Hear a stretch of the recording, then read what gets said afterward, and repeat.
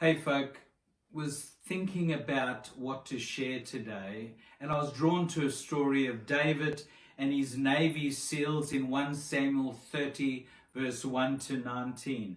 It's a story of loss and then subsequent recovery.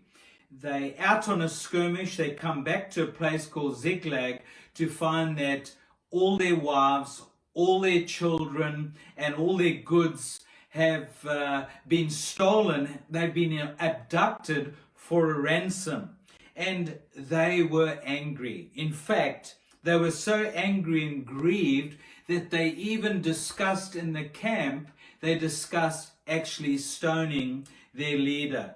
You know, draw a parallel to where we are right now in our new normal. We all have the same sort of degree, all in different degrees. We've all lost something in the last little while, and your loss may have been caused a bit of a dent in your emotions. You might have struggled with mental health, which is very real in this time. You might have had a dent in your faith, your relationships, your finances, even a dent in your expectation of what heaven is up to. But don't lose heart and don't lose your hope. Stay in a place of faith. And that's just what David did.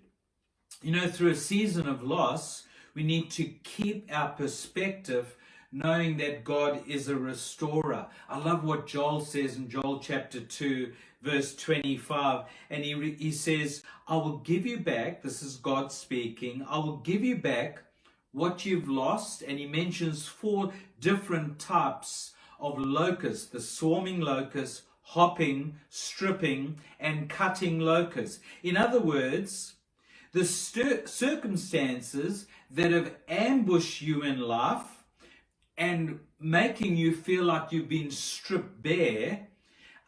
We've all been ambushed by COVID-19, but Jesus hasn't.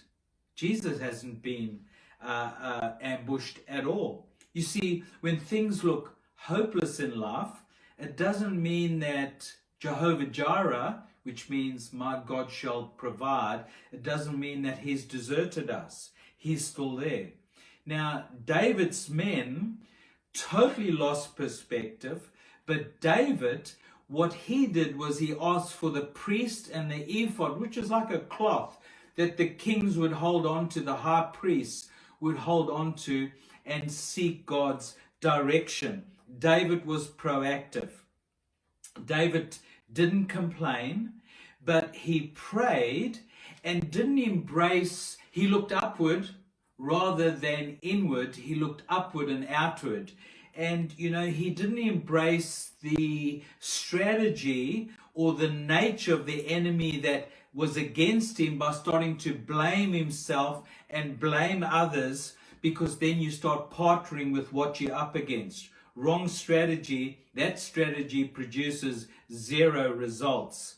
You know, devastating loss can always cause you to look inside yourself. David looked outside and he looked to the Holy Spirit. You see, loss can cause you to panic, but David paused and he sought the goodness and kindness of God, and God spoke to him very clearly.